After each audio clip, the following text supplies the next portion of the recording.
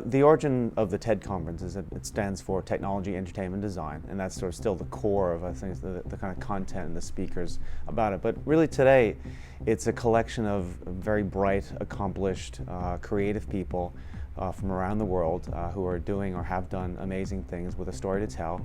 They get 18-minute slots to go in and change the world, as they say, and that's really what the conference is about.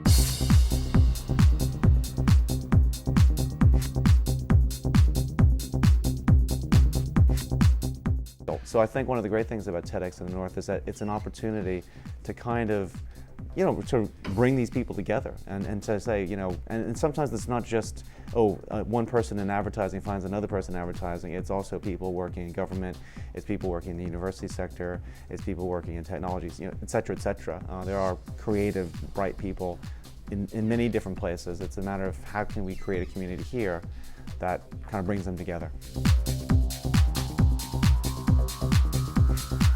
So TEDxManchester looks to be a really exciting event, and it's happening at an exciting time for the city as well.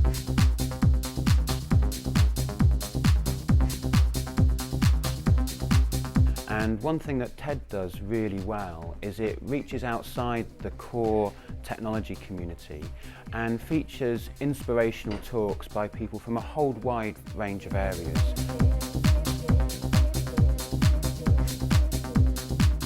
I'd say come along if you want technology explained to you in a very accessible way, but also kind of in an inspiring way as well.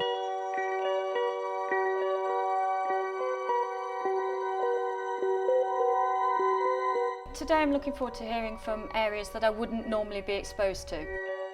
I'm well versed in the arguments of journalism, and it's nice for me to be able to hear things from other sectors. So obviously this site is about finding gay people, so they've termed it gaydar. And you can see from the imagery, it starts to configure people in a very specific way.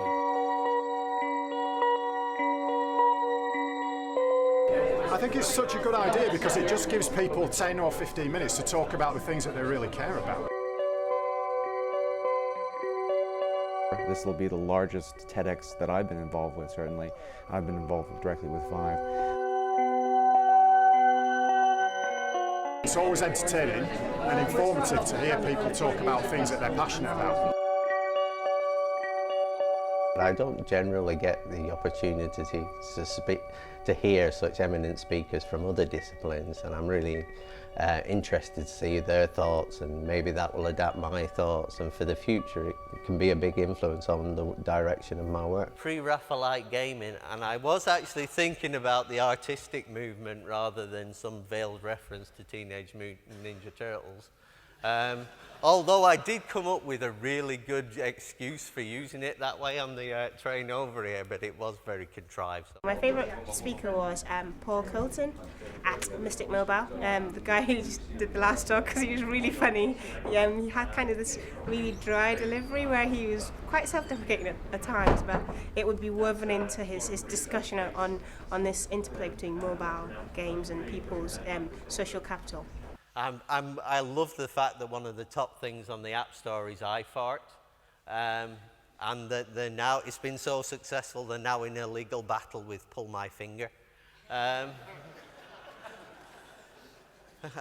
the ethos of TED is about ideas worth spreading and inspiring people from them ideas.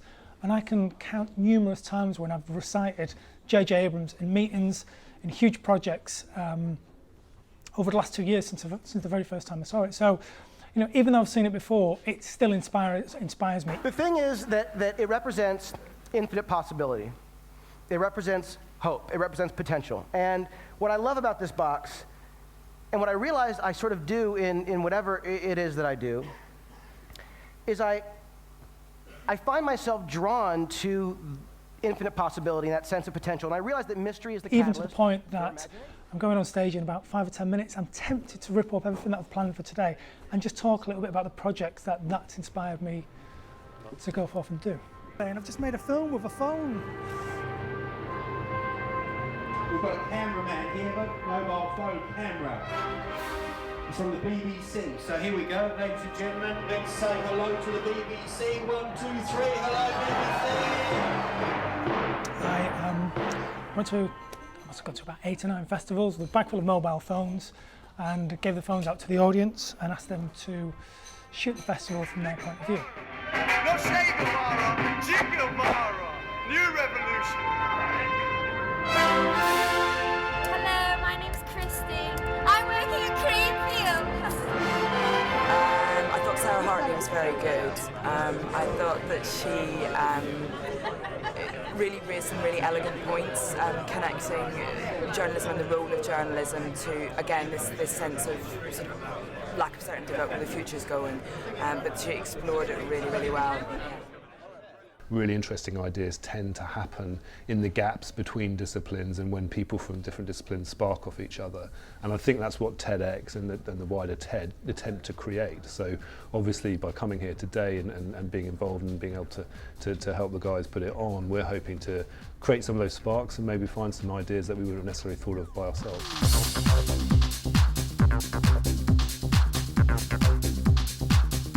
My favourite talk so far was Phil Griffin.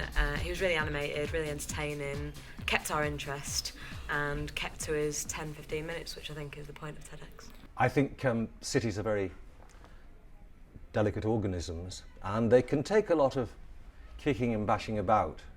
But the one thing that we all know about them is that, like ourselves, every city is mortal and all cities will die.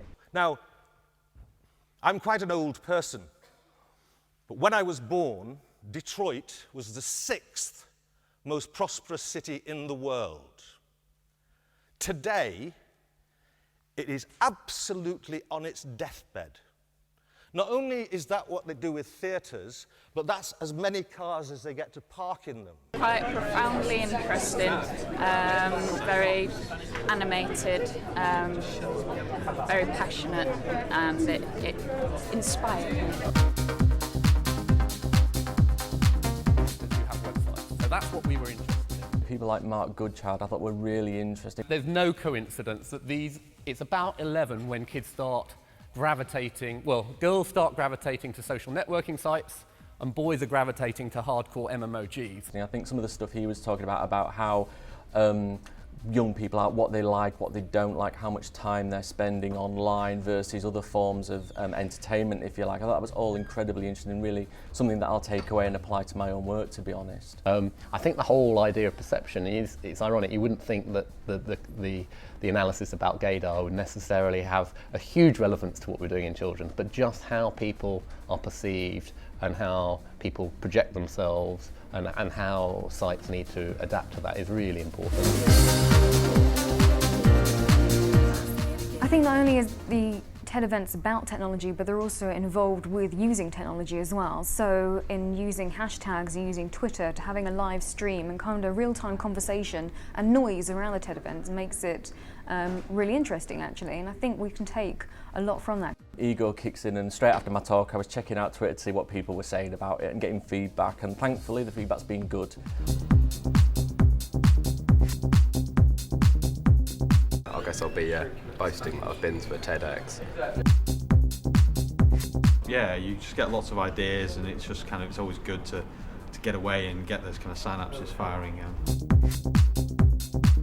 I've learned a lot from being here, really enjoyed the atmosphere and sharing in the feedback that has been going on within the auditorium today.